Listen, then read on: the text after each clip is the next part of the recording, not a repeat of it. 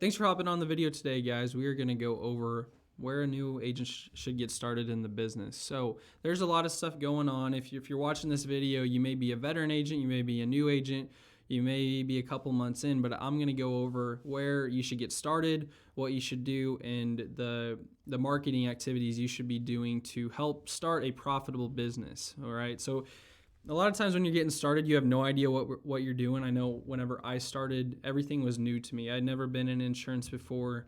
I didn't know what contracts were. I didn't know what uplines were. I didn't know what any of this meant. So the first step is getting contracted. So what that means is, in order for you to get, say, let's say an Aetna contract, or I'm not going to go into any more companies, but to get contracted with an insurance company, a lot of times you're going to have to go with what's called a financial marketing organization, or an FMO, some field marketing organization. There's a lot of names for them, but an FMO or IMO is the typical way that you're going to want to get contracted. And what they do is they get overrides on your business, and for good reason, because they're going to teach you how to do the business. They get compensated whenever you sell a policy, therefore they want you to succeed in the business. So the first step would be finding a good one. There's a lot of good ones. There's a lot of bad ones. If you need maybe a recommendation on a good one, you can message me privately, or but stay away from anyone who wants you to sign a contract, because if you want to leave, like let's say you're not having a good experience, if you want to leave, they're not going to let you leave. Okay, so make sure you're not signing a contract. Make sure you're vested day one in your renewals. If you're watching this because you're a Medicare agent, renewals are why we get in the business. So you want to make sure that you're not signing anything, or make sure that you're vested day one in that business, just because we're in this for the renewals, and I don't want you losing your renewals, in year 2 or year 3 or year 4. All right. The third one would just be an open release policy. Just talk to your upline and say, hey, if I want to leave, if I need a release, will you sign it? All right. And get something in writing on that. And probably the most important thing would be finding a good mentor. The FMO space, how that works is it's a big company and then it's you.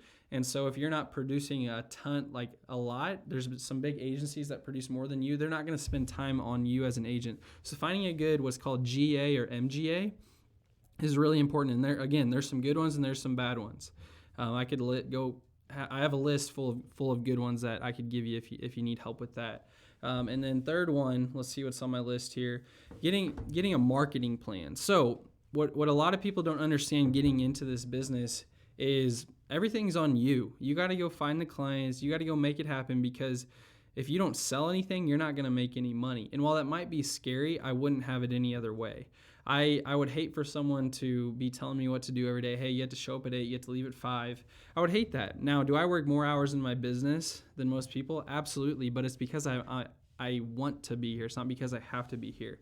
But a lot of agents, it's not a sales problem. It's not an effort problem. It's a marketing problem. All right. So whenever you're getting into this business, you need to know exactly where you're going for marketing. Maybe it's direct mail. Maybe it's seminars. Maybe it's Facebook leads. You need to focus on what's called your cost of acquiring a client. I have a different video on this. It's what your cost of acquisition is, and what it means and how to scale it.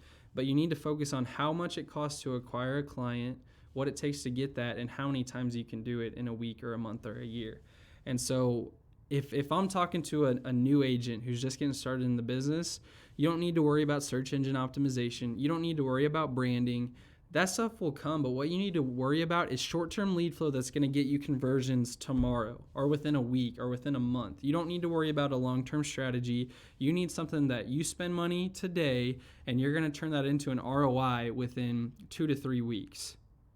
Direct mail does take a little bit of time, but if you're doing Facebook, if you're doing webinars, you need something. Spend money today, turn it into money within 2 to 3 weeks. That's all you need right now. Now, whenever you have an excess of cash, it's time to invest in the SEO, the branding, the staff. But right now, if you're just getting started and you have no money or very little money, you need short-term conversions: Facebook leads, direct mail leads, webinars. That's it right now.